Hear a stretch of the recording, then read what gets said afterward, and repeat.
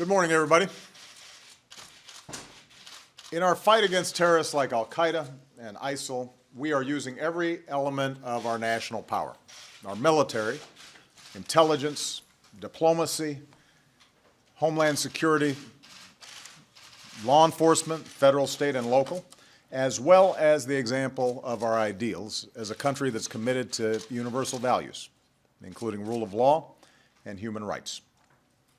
In this fight, we learn and we work to constantly improve. When we find something that works, we keep on doing it. When it becomes clear that something is not working as intended, when it does not advance our security, we have to change course. For many years, it's been clear that the detention facility at Guantanamo Bay does not advance our national security. It undermines it. This is not just my opinion. This is the opinion of experts. This is the opinion of many in our military. It's counterproductive to our fight against terrorists because they use it as propaganda in their efforts to recruit. It drains military resources, with nearly $450 million spent last year alone to keep it running, and more than $200 million in additional costs needed to keep it open going forward for less than 100 detainees. Guantanamo harms our partnerships with allies and other countries whose cooperation we need against terrorism. When I talk to other world leaders, they bring up the fact that Guantanamo is not resolved. Moreover, keeping this facility open is contrary to our values. It undermines our standing in the world. It is viewed as a stain on our broader record of upholding the highest standards of rule of law. As Americans, we pride ourselves on being a beacon to other nations, a model of the rule of law. But 15 years after 9/11, 15 years after the worst terrorist attack in American history, we're still having to defend the existence of a facility and a process where not a single verdict has been reached in those attacks. Not a single one. When I first ran for president, it was widely recognized that this facility needed to close. This was not just my opinion. This was not some radical far-left view. There was bipartisan support to close it. My predecessor, President Bush, to his credit, said he wanted to close it. It was one of the few things that I and my Republican opponent, Senator John McCain, agreed on. And so, in one of my first acts as president, I took action to begin closing it. And because we had bipartisan support, I wanted to make sure that we did it right. I indicated that we would need to take our time to do it in a systematic way and that we had examined all the options. And unfortunately, during that period where we were putting the pieces in place to close it, what had previously been bipartisan support suddenly became a partisan issue. Suddenly, many who previously had said it should be closed backed off because they were worried about the politics.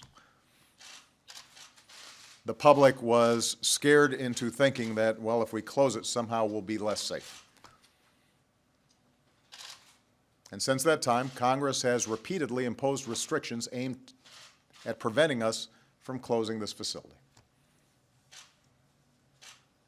Now, despite the politics, we've made progress.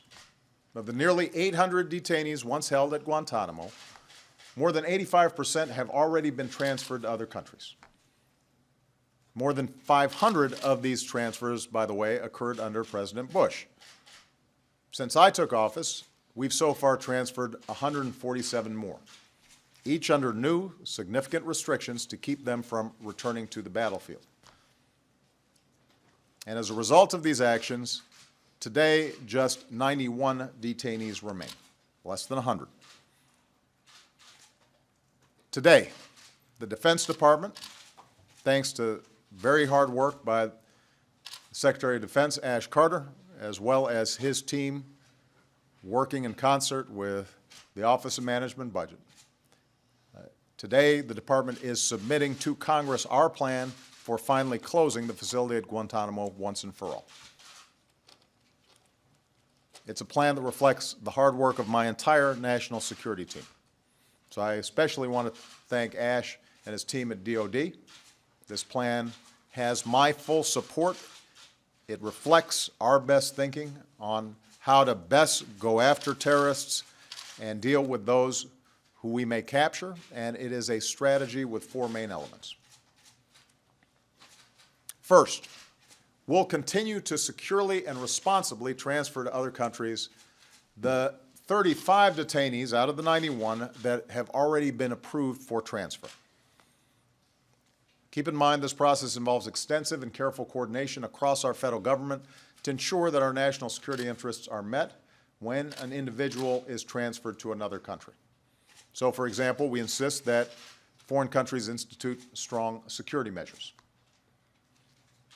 And as we move forward, that means that we will have around 60 and potentially even fewer detainees remaining. Second, we'll accelerate the periodic reviews of remaining detainees to determine whether their continued detention is necessary. Our review board, which includes representatives from across government, will continue to look at all relevant information, including current intelligence. And if certain detainees no longer pose a continuing significant threat, they may be eligible for transfer to another country as well.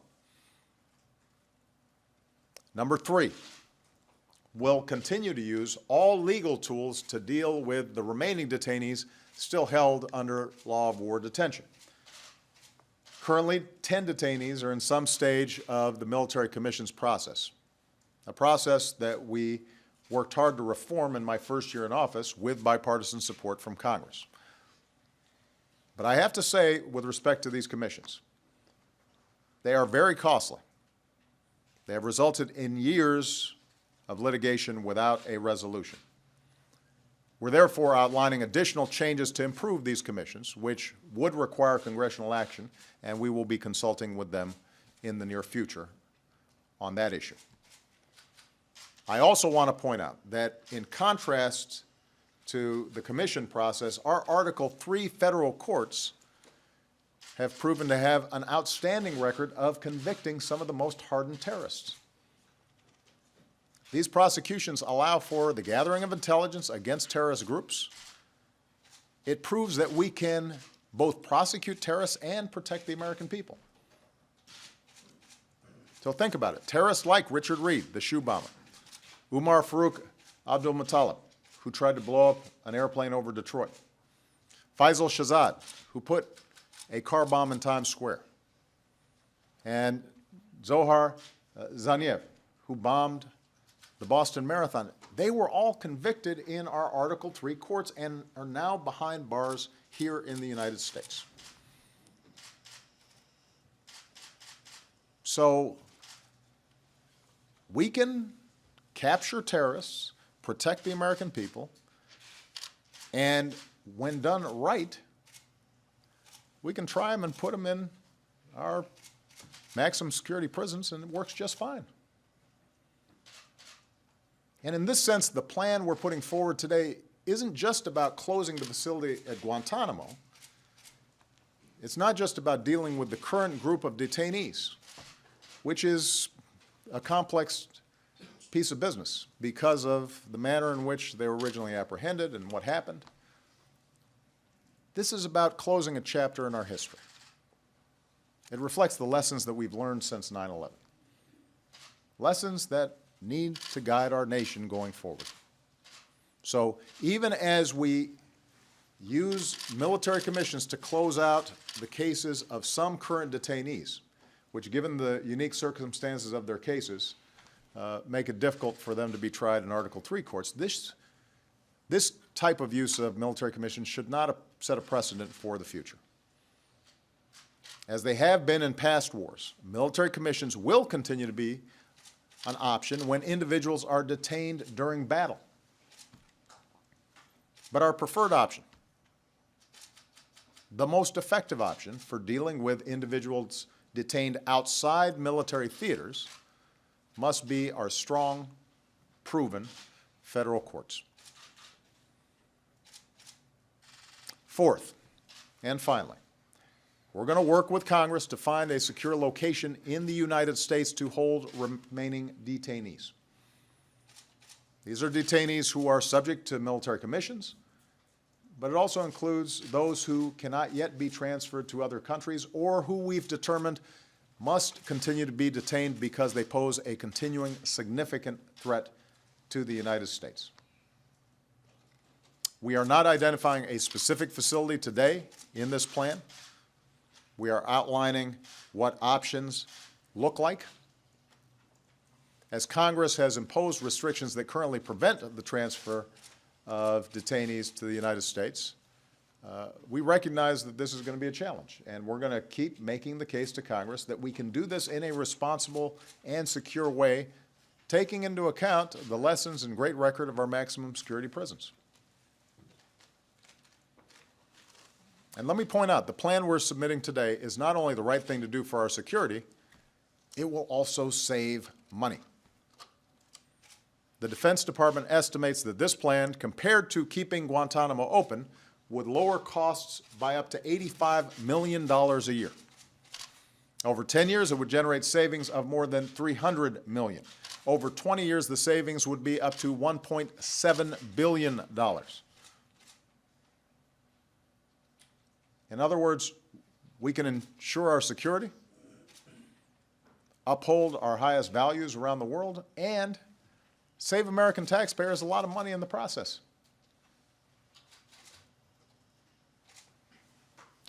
So in closing, I want to say I am very clear-eyed about the hurdles to finally closing Guantanamo. The politics of this are tough.